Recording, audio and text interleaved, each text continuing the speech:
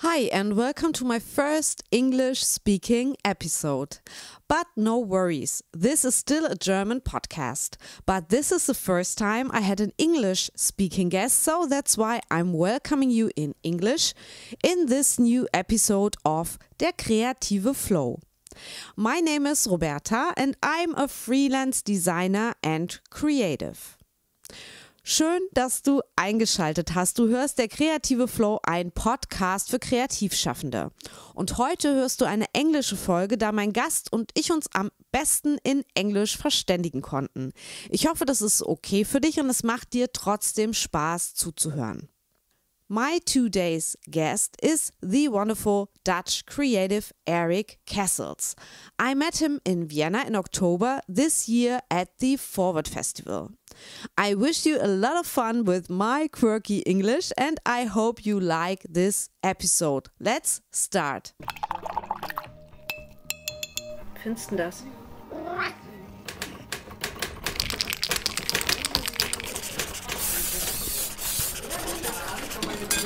Der kreative Flow, ein Podcast für Kreativschaffende. Von Roberta Bergmann. Noch jemand Stifte? I already talked about the Forward Festival in my last episode 69, which was a wonderful interview with Stefan Sagmeister I met in Vienna. That's why I mentioned him in my talk with Erik too. If you didn't listen to episode 69 yet, I really recommend it to you because it is already one of my favorite episodes and talks in this podcast. You find the link to this former talk in my show notes. Today's episode is dedicated to the creative work of Erik Kessels. Erik founded his agency Kessels Kramer with Johann Kramer in 1996. It is based in Amsterdam with offices in London and Los Angeles, and they worked for clients like Arte, Greenpeace, Diesel, Nike, Levi's, and so many more. The agency also founded their own publishing house for magazines and books, called Kessels Kramer Publishing. Each book or magazine expresses their personal passions, whether that passion is a collection of found photographs, short stories, or a celebration of unusual artworks.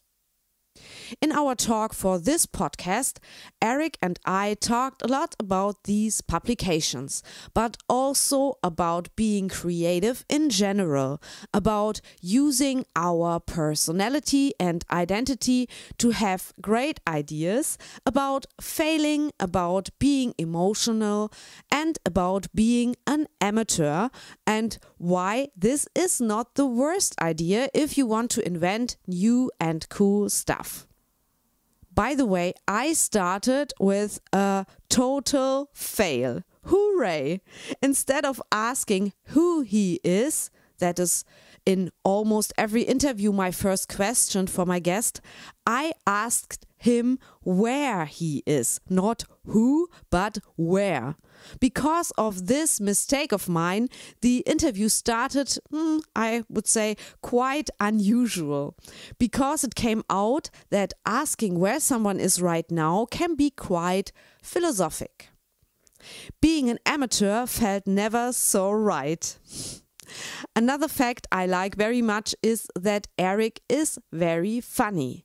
Humor and irony are his best friends and sometimes the only way out of a boring interview. We would be very pleased if you would join us and our vis-à-vis or eye-to-eye talk in Vienna in a room called Strenge Kammer. Have fun! Das Interview. Then I started teaching. I was a professor for design basics and now I'm free of all this. I started a new company for myself, Der kreative Flow. That's why we are here. And I'm writing books, so that's it. That's what I'm doing. Okay. So you know who I am now. Ja. And I have some questions. Habe ich Play gedrückt? Ja, das ist immer die Frage. My first question in the podcast is always the same. Where are you and what are you doing? I don't really know where I am at the moment. Okay. So you're in the strenge Kammer. Yeah, physically I'm in the strenge Kammer in Vienna, but. You mean metaphorically? Metaphorically, it's quite nice that you never know where you are. Yeah. I mean, I like that. And what was the second part of the question? What's your name? Oh, what's my name? Yeah, well, I didn't introduce you. So. Oh, my name is Erik Kessels. Yeah, I'm from Amsterdam. Yeah. And, Yeah.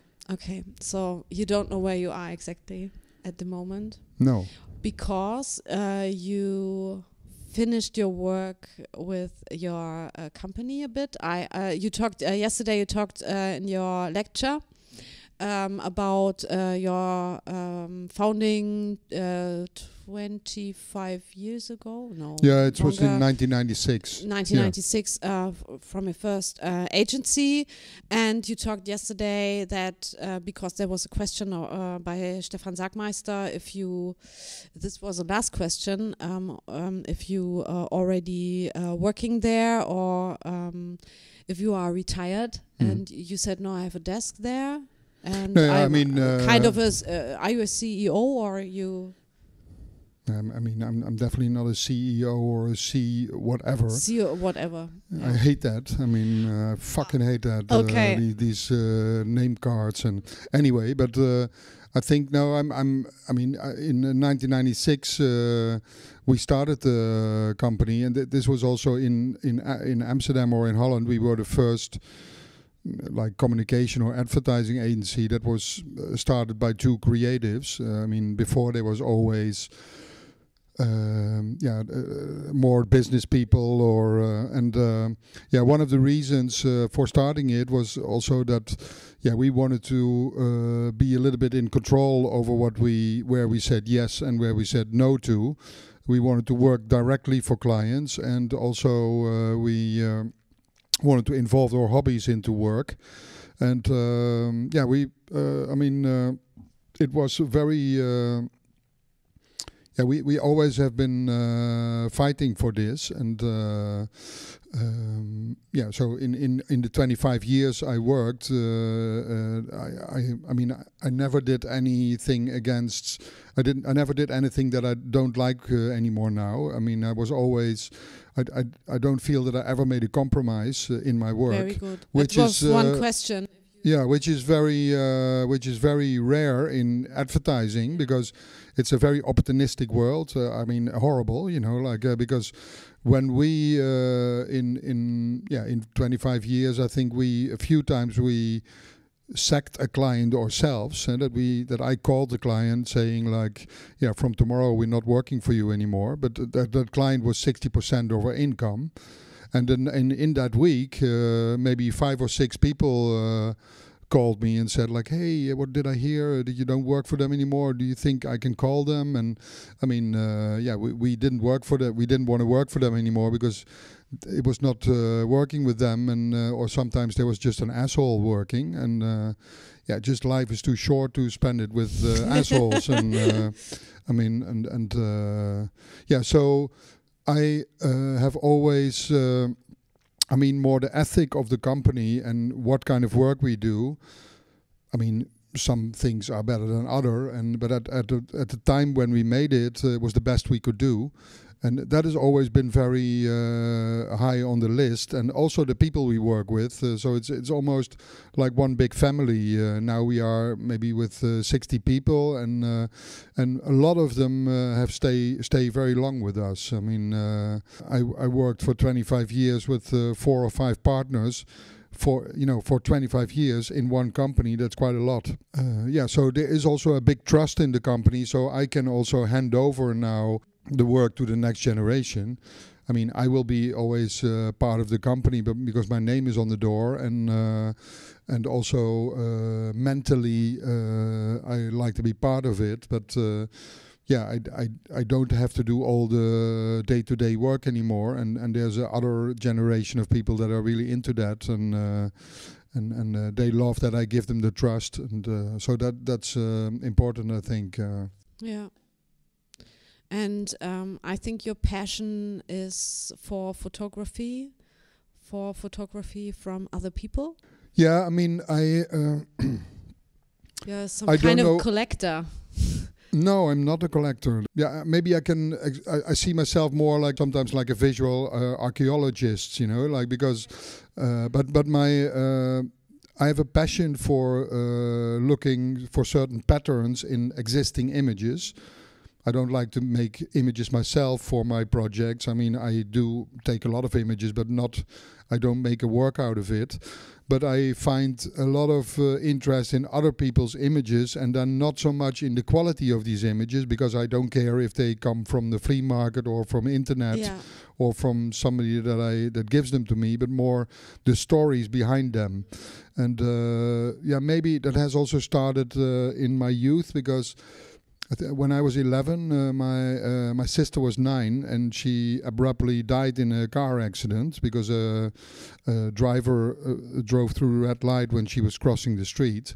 And my parents at that time, they were looking for her last image in the family album we had, and they had like they found an image that was made by an anonymous photographer in a holiday park, like in German, like Phantasialand or something like that. And at the end, when you leave the park, there's a photo that you can take. And so the whole family was on there with the 4 of us. And then that was her last image. And then what they did, they cut her out, they cropped her out and made the color picture black and white, and they enlarged it.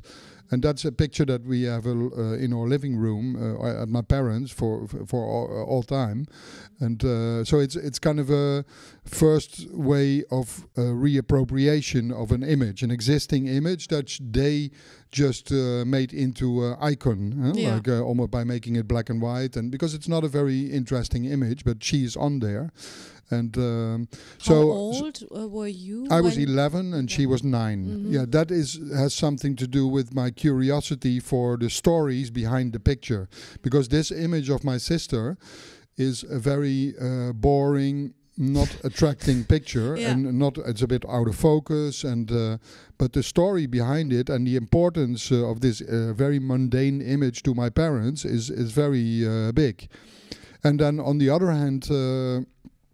By working in communication and design and advertising, I work with a lot of photographers, and I also hated more the real advertising photographers. So I work with a lot of Magnum photographers and more autonomous and reportage or documentary photographers. I work with them within the field of communication and also, but because I really hate the perfection in images, and because in advertising everything needs to be shiny and perfect, and I hate that. And so I found always a lot of inspiration in images that I found on markets and on flea markets. I love flea markets, not because I'm a collector, but I'm more for the traces and the stories that are there. Because sometimes you see something result of a divorce or something, that an object where something has happened to, or I like these kind of things much more than being in a shop and buying a new thing. I really like the traces and the stories behind an image and behind objects. Yeah, that's a never-ending thing, and I did my first book like that in 2001, and now I have published. Which one was it? Yeah, the book is called In Almost Every Picture. A husband who photographs his wife for 12 years. They are both from Spain. I found this in Barcelona. And in the beginning, he photographs her very close up, very like only her face. And then he constantly photographs her with bathing suits and all kinds of outfits. But then I found out the longer he photographed her in 12 years' time, the smaller she became in the frame. So in the end, she is really small in the distance of the picture. So it showed really a tragical and also a bit funny relationship of two people getting a distance from each other because, maybe she didn't want to be photographed up close anymore, or he. had more eye for the surrounding or whatever. But and I'm very much interested in the stories of these, and also how I reappropriate images. So the last book I did now is called A Pictorial History of the Empty Chair. So these are only images that I found of other people, and there's always a lot of people in the image, but there's always one empty chair.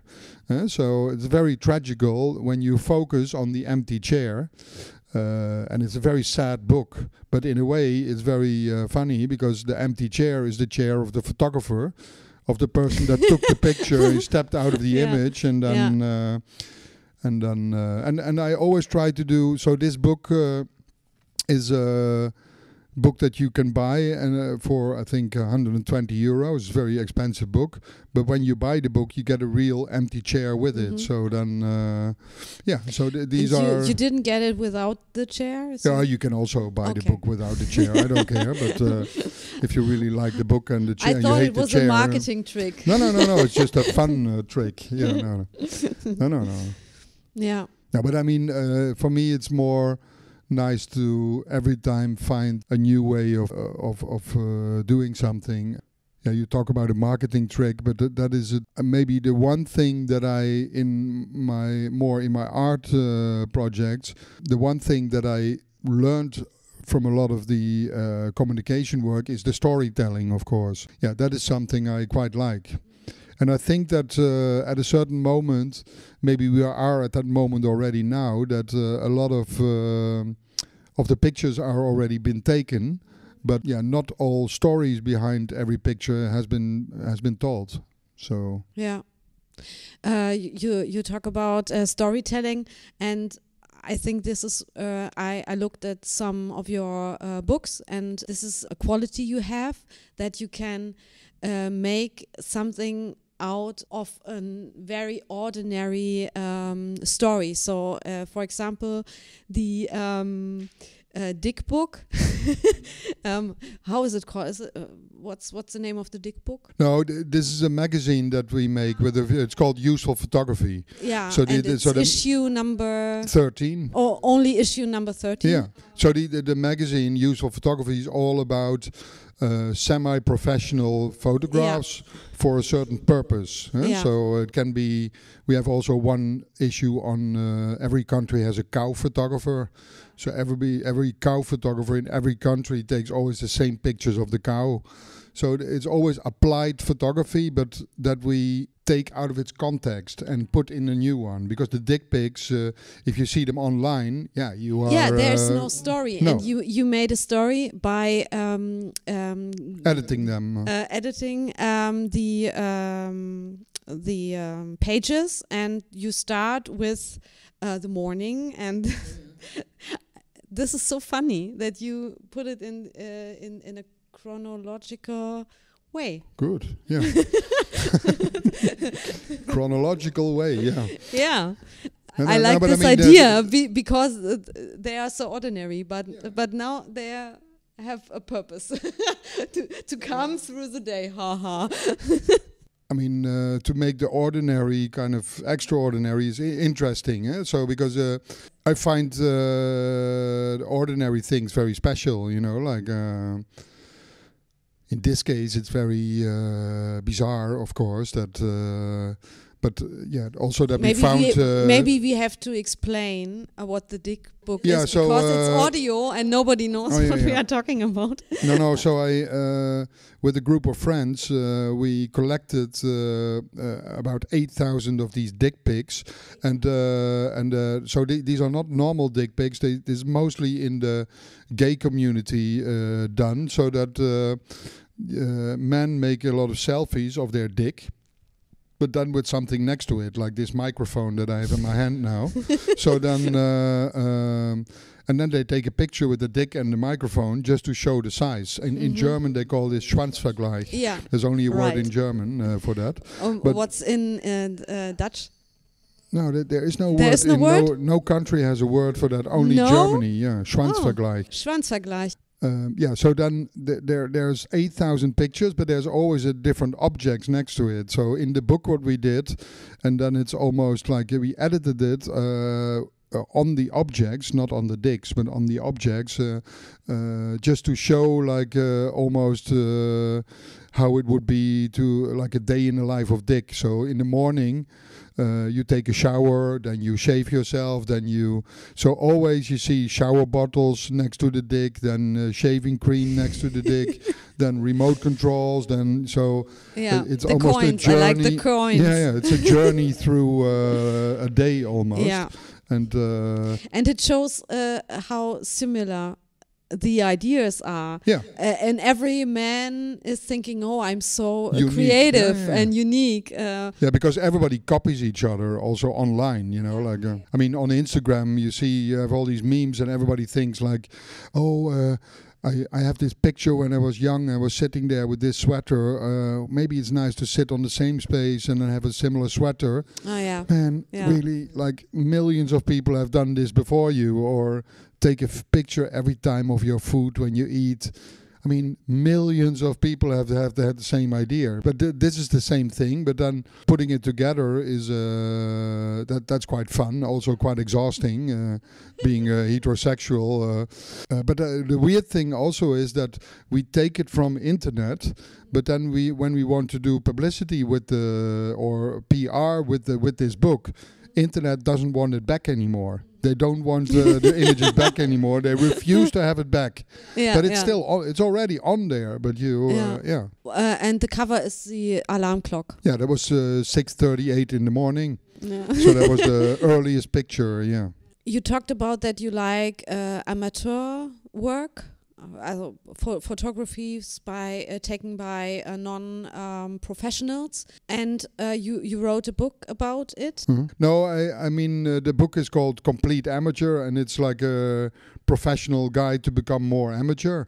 And the idea about that is that we are now, there's an enormous evolution. I mean, on one hand, I think it's fantastic that everybody being 18, 19, 20, they are already very professional at that age, because it's very accessible, the computer programs, the cameras we have, the 3D printers, whatever. I mean, but these things are all push us to make something complete and perfectly finished. Yeah, and there are technical tools. Yeah, so, but a lot of people think that this is also to make an idea, and they finish it too good. So people are very quickly already professionals, some people, that's also why some people have a quarter life crisis, because they are 24 and they are overly professional already. So in the book, I just want to advocate that people have to shake off a little bit of and unlearn a little bit of that professionalism and become quite intuitional again with the ideas, or to really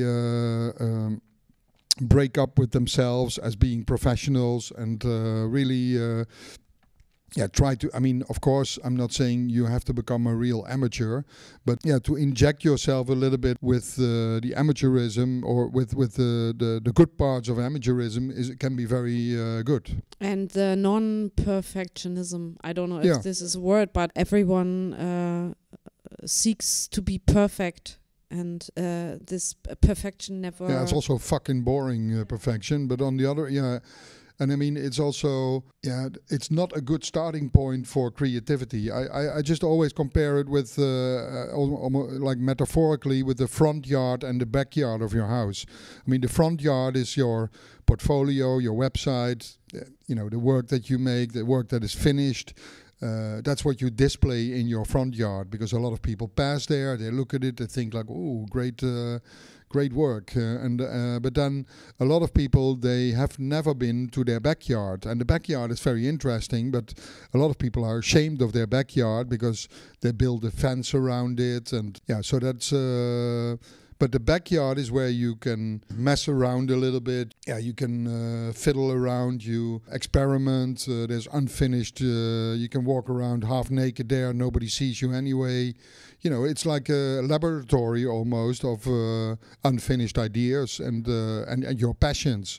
And then when you have something there, you finish it and you bring it to the front yard, but not the other way around. And when you should bring something from the backyard to the front yard? Immediately, or you have to work on it a bit? Or? No, that's a good question, because I think in the time you have, it's good to spend 80 or 90% of your time in the backyard. And then, because the idea gets richer and richer, and in the end, the execution is very automatic. Because if you start an execution without an idea, you can spend weeks and weeks to fiddle around with graphic design until you think like, now it's the best I've ever made, but it has no soul, there's no idea in it. While if you come up with a strong idea, and the graphic design is almost immediately coming from that, almost naturally belonging to the idea. And that's not a big work anymore then. Yeah, so it's 10% the finishing and 90%. I mean, the finishing sweat. is also the finishing is also very easy nowadays. What do you think about failing? Is failing a good thing? Failing in general life, maybe that's not so good. And maybe when you are a taxi driver or a train chauffeur, you should not fail. But in creativity, failing is essential. You know, like you need to fuck up yourself. You know, you really. That's also where, you know, where we talked about in the beginning. You don't know where you are. You have to push yourself to the unknown, and also push yourself constantly off the cliff. You know, metaphorically. And think dangerously in your mind. I mean, as a metaphor, you know, like that is the interest. That I find that the most interesting thing. You know, like and it's also a bit of an addiction, because you want to go back to that state of mind where you really dare to think really freely in your head, and I mean, it's also a space that nobody can see, and it's interesting to go there, and that's where you find ideas that also surprise yourself a little bit. I mean, I am really addicted to a certain state where I come up with an idea, and I'm almost afraid, and I'm almost surprised that I made that idea. And so it's almost like as if it's someone else that is not in you who made that idea, and you're in a certain state where you make that, and that doesn't happen often. I mean, luckily maybe also not, but it happens maybe a few times a year, if you're lucky. And the other ideas are also maybe nice, but sometimes it happens that something is outstanding, that you are almost shocked of yourself, you know. And you need to be brave for this. Yeah, but you know, like that's also it's also a bit of a cliche, you know. Like people say, like thinking out of the box, bullshit, you know. Of course. Of course you have to think out of the box. I mean, otherwise it's not creative. And of course you need to be brave, but it's also... to be brave isn't so easy for most of the people, because there's so much society around you, and you... No, but you can be brave in your thinking. You know, like, of course. That's why I said also that nobody has to know what kind of weird, dark, stupid, funny ideas you have in your mind. Yeah, I agree. But then when you come out with it, maybe in the front yard, then you have to be brave again, because but it will be always rewarding, you know, because you can test that with yourself. If you make the stupidest idea you ever thought of, and you present it tomorrow somewhere, and it's really like you also say to the person like, yeah, sorry, I made this, but I never ever imagined that I made it. And it's really, I mean, people remember this, you know, like you need to be, of course you need to be brave, but on the other hand, you also need to be stupid sometimes, or you need to... Fatalistic. Yeah, that, and also a little bit, like naive, you know, like really naive. And that's also what amateurs are. They are also naive. And but I mean, maybe that is me also, because sometimes I see all these people making designs, and and 9 out of 10 is just like very expensive wallpaper, what they do, and it's like a really expensive wrapping paper, but it has no soul. And for me, the graphic design comes always at the very end, because it's more like the finishing touch, and it needs to fit with the idea. It's a tool to show the idea, but not the thing itself. And there's only a few people that are such fantastic graphic designers that they can make a message only with the graphic design. They start with graphic design, and then there's a message coming out of that. But that's only like one every 1,000 graphic designers, for instance. I had similar thoughts when I taught. I saw the students, and I was a little bit sad about that they had no ideas. They only want to make something nice or something beautiful, but there was no Inhalt. No soul, content. I tried to explain that they have to think, but it's not so easy for everyone, as for me is, I think. No, but for a lot of people it's not easy. For me it's also not easy to think, Yeah. No, but I mean I'm the brain is more needs more energy to think than to only but it's also like a muscle that you need to train a little bit, and because to really come up with ideas, you also need to isolate yourself often. Sometimes people say like, when I'm under the shower or when I'm on the toilet, I often have a very good idea. Yeah, that is true. Because you go to the toilet, you have to only do one thing. There's no television there, there's no internet, there's no, hopefully you're not making a phone call or, so there's only, you go there for one thing. So, and suddenly you have a lot of space in your head for other ideas. That's the same thing when I take a flight, or when I'm flying, and then sit there in the chair and my telephone doesn't work, I don't have internet, and suddenly a lot of ideas come. It's a bit sad that you then have to book a flight every week to get like to get an idea, but But if this is the way, go for it.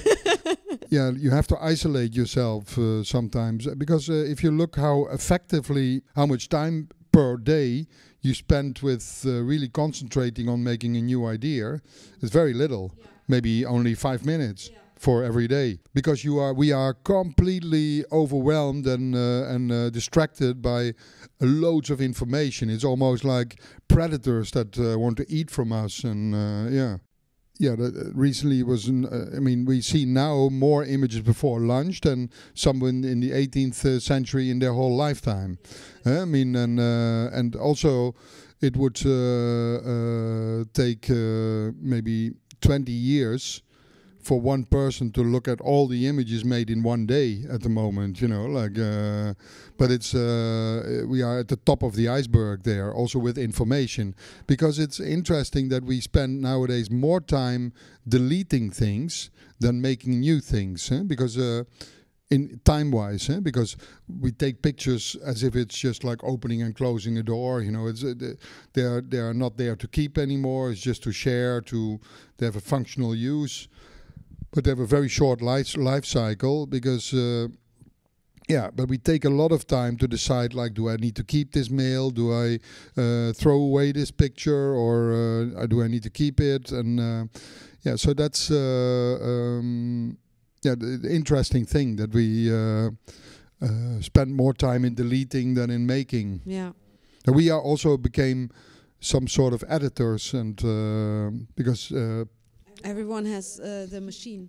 And even your mother or needs to edit everything, she's not a professional editor, but we have become a species of editors. I think there fits another example of your work with the once you printed out Flickr. That is so that I made a work out of that whole information overload and image overload. So that's called 24 hours in photos, and so I downloaded 24 hours of photos that were uploaded in that period on Flickr. Yeah, these were at that time, it was like 2012, they were 950,000 images. And then I printed them all for real, like a normal prints. And then they are like thrown into a museum, almost like hills of prints, almost like a tsunami of images. Yeah, and, or people the Sahara. Yeah. It looks like Wüste. Yeah, in the Wüste, yeah. And I'd like you showed one picture in your lecture where you showed the exhibition with the photos in a church, and there was one picture you showed yesterday with the priest between the Wüste of pictures. Oh yeah. And I like this picture with the priest because it was so strange. Yeah. He hat die Arbeiten gesegnet. Yeah, that happened for real. Yeah, I thought so. But he that wasn't. was in the south of France, and it was a funny story. But there are so many stories. But there were first two Jewish priests that came to bless the exhibition. Yeah, I mean, it's not my idea, but if they want to, if they get happy by that, just do it. Go for it. And go for it. And then the next day, the Christian church, Catholic Church, they heard about it. So then they sent also a priest. The Jewish church was already there. We have to go to. Yeah. But the church owner or the priest wasn't as amused about to have all the pictures in the church. You said you told. Yeah, he could not for several weeks. He could not give a service, but there were more people than ever in that church. So then, no complaints. Yeah, no. Anything else? I don't know. We talked 40 minutes. You like one more question, or? Yeah, let's get crazy. Okay. Yeah. Why not? Oh if my it's a God. funny question, maybe also a funny one. Maybe you can also ask a critical question for once. I have no critical because I like your work very much. Oh Jesus! I'm sorry. Okay. That's already funny. I have no funny ones. Anyway, then a very deep one. Oh, a very deep one. Uh-oh. What do you think? No. What other people think you are not. Oh, that's deep, yeah. Yeah, I mean, I am also... people think that I constantly work and I do a lot of things and I'm so active and... busy. Busy, busy. Get busy, busy. Yeah, busy, but... I'm actually not, because I'm also very lazy, and but I'm lazy, but that's also good. I think I love to be lazy, like to really do nothing, but you need to compensate with when you work hard and you work with your brain very hard. You need to rest also and load the battery, and so you're a lazy one. Yeah, in a way, yeah. Like my wife thinks I'm very lazy, but she's very active also. And do you have a typical creative day you can explain to the audience? Is there a routine you have in your? No routine. Yeah, but maybe that is the routine. The routine is like I am waiting for the moment, and the moment is also that you are. To be creative, you need to. I mean, it sounds also really horrible to be creative, but I mean, you need to be fit, and also you need to be happy, very happy, because creativity is also almost something decadent, I think, because a lot of people say like, okay, when the world is in crisis and the economy is bad and COVID and this and that, and it really sparks creativity. I don't think at all. I think it's completely the opposite, because I there were times that there was a very high conjunction in economy, and those were the times that the best music was made, that there was like the most bizarre ideas. Because it's almost like the icing on the cake, and it's very decadent, and it's also not really necessary. Creativity is not completely necessary. You know, it's like a bonus, and it can change also things. So you need to feel like a certain very happy state of yourself. I mean, when I in the morning had a fight with my wife, I mean, it's very unlikely that I have a very good idea that day. Absolutely not. Mm-hmm. You have to be in a good mood to have good ideas, or to you like to work. Yeah. It's quite the same that Stefan Sagmeister told me today, that we need to be in a good mood to work. If a depressive person cannot work at all and cannot be creative. I mean, if you have a bad energy, I mean, that is and sarcasm and a lot of the that's a very bad starting point for creativity.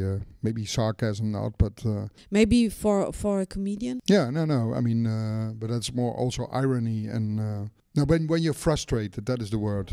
Yeah, I mean, frustration is very, very bad for creativity. It's killing, you know, like, I mean, anger can be good, you know, because it has also something positive in it. And that's also why, you know, you should not compromise your work, because then you become frustrated and it goes downhill. The nice thing is that you don't need any tools for it. You know, you can just walk on the street, you can hear a conversation, you can drink a coffee, you just have your head, and when you come up with an idea, it's yours, and that's great. And then you can make it, and you add it with your own personality, and it's like something that you cook up in yourself, and then and it's yours. You know, that's nice. I like that. And you don't need any technical things for this. I mean, AI, VR, whatever. But those are only tools to make something better and to make something work maybe in the best possible way. But it's never a starting point. But maybe I'm old school in that. But I maybe, but I see it the same. There's also a lot of people that are very, very good, like on a young age, that use their backyard. And then you can see like, wow, I'm fucking jealous about them, you know, like they're 23. Yeah. And I was like really, maybe when I was 28, for the first time I felt like, Jesus, now I make something that really makes sense, you know. Mm-hmm. Before I was just doing the outside of things instead of the inside. And it's also a shame that a lot of people take it too easy on themselves and think that fixing something beautiful and making it perfect is a result of something, but it's just like a bit of a dead-end street. Yeah, but there are customers for this too, so yeah, okay, but what is not life? You know, like then you go home and you sit on the couch and you think like, oh, good job I did today. Yeah. No, of course not.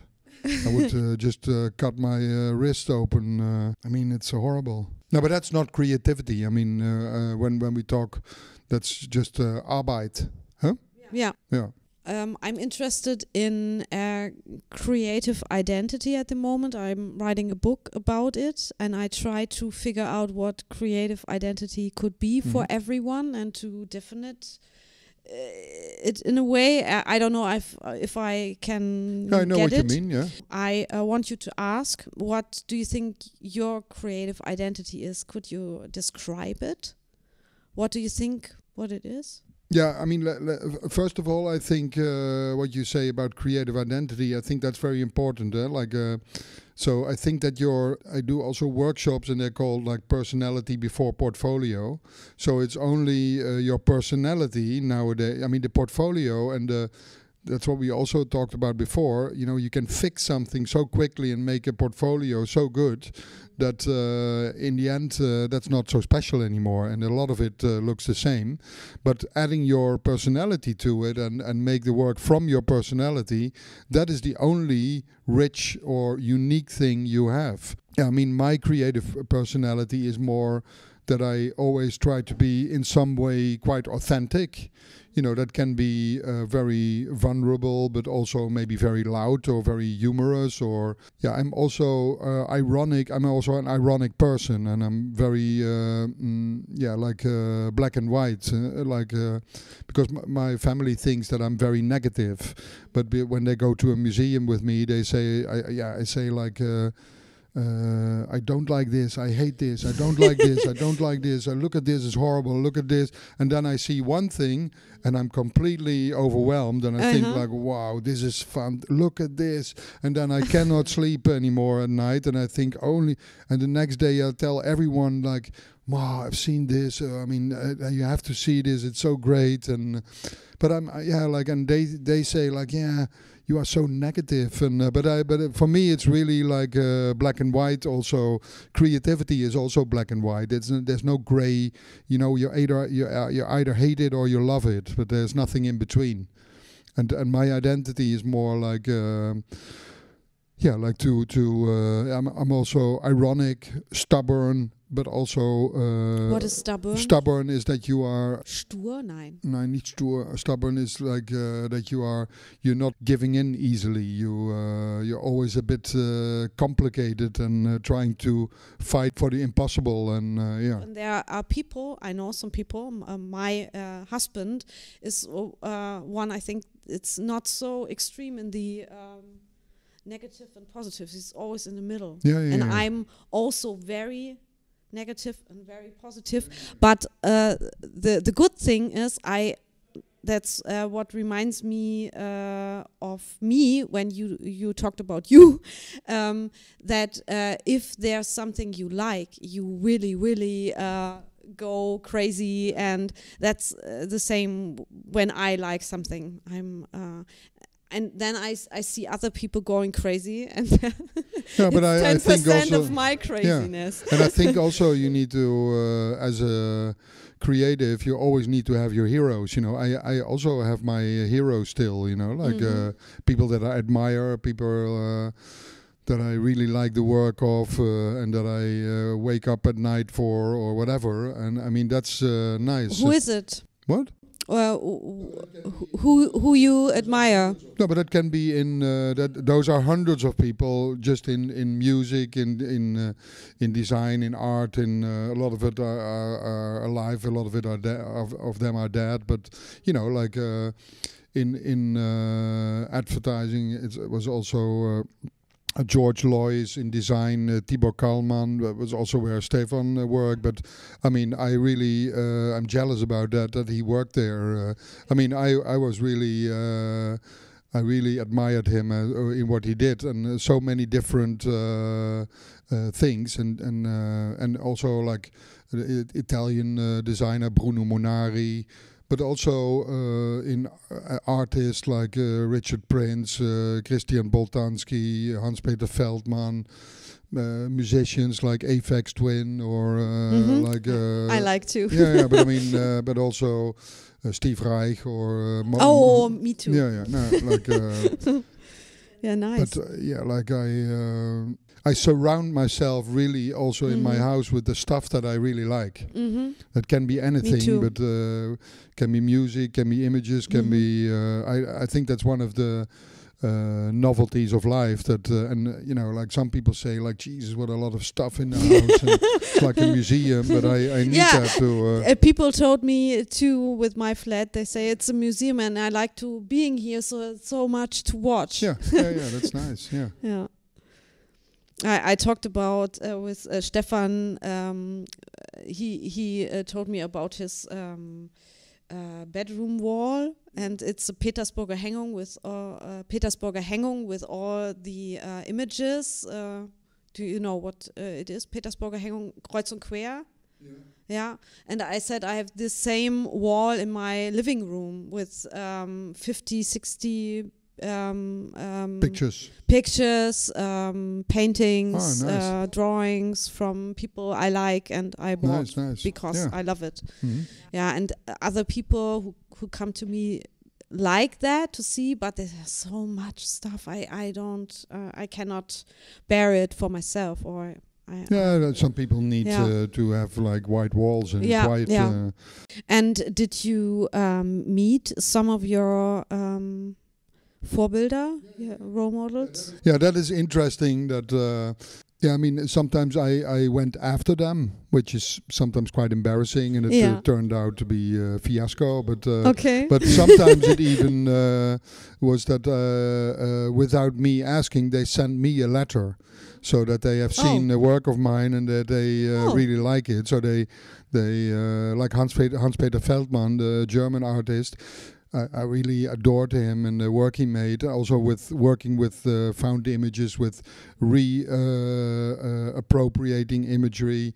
And then one day I got an envelope with him he sent me a letter, and just from a typewriter.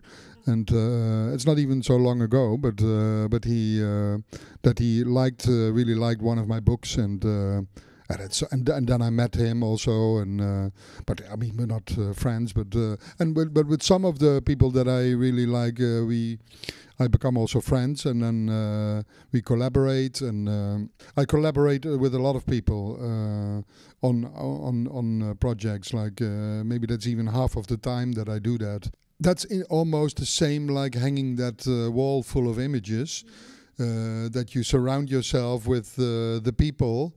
And I mean, maybe they're not all complete friends or whatever, but they are professional friends almost, and you like to work with them, and And I have met some role models too, or write with them at least, and it was very heartwarming for me to have this connection and to know that they know that I like it. So I like this very much, to have these connections.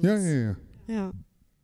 And on the other hand, it's also, I mean, you should never become an asshole also, because I mean, I get like also a lot of mails of people that like ask a question to me, or they say like, oh my God, we like your work, can we ask you this or this? Or, I mean, I always answer every mail. You know, you have to. I mean, it's hard work sometimes, because it's sometimes like an hour work day, but you have to do it. I mean, you cannot delete these mails, and you have to answer them, and with respect. A lot of these people I also became friends with, that just asked me a question once, and then I was in their city or in their village, and then I called them, and then we met up, and it's quite nice.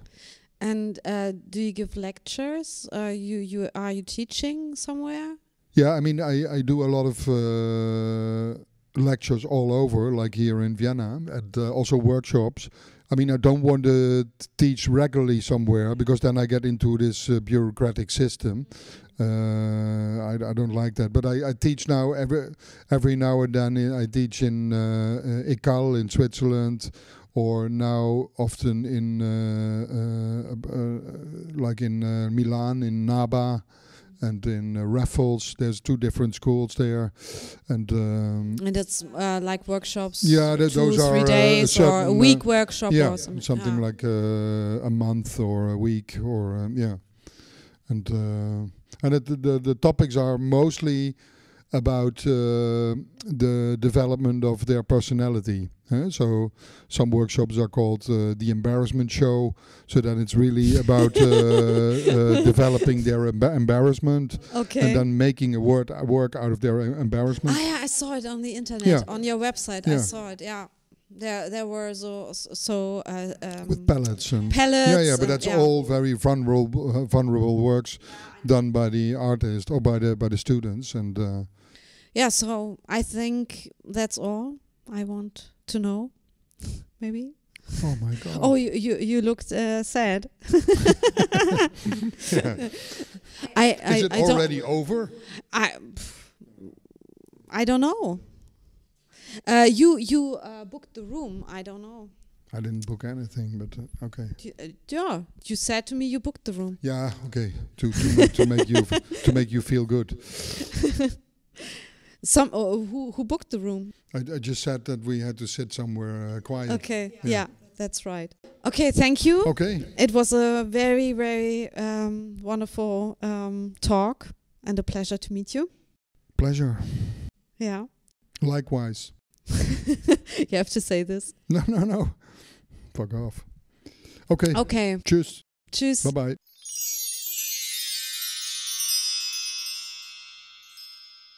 Dear Erik, thank you for this wonderful afternoon and evening in Vienna and for taking me with you to the speakers' dinner. I had so much fun on this day. You can find further informations and links of Erik in the episode's show notes.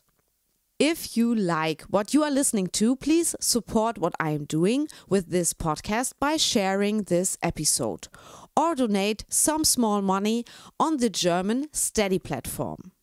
Du hörst diesen Podcast regelmäßig und magst seine Inhalte? Du möchtest etwas zurückgeben? Dann unterstütze der kreative Flow und werde VIP-Mitglied. Ab 3 € monatlich bist du dabei und erhältst exklusives Bonusmaterial. Mehr Infos und Support auf www.steady.de/derkreativeflow. Den Link findest du natürlich auch in den Shownotes. Thanks for listening. Next time in German again, but hopefully not the last time in English. I quite liked it. Have a creative week. Yours, Roberta, and an empty chair is always there. An invitation if you will. But I'd prefer to stand a while, 'cause I've got some time to kill. Erik Kessels.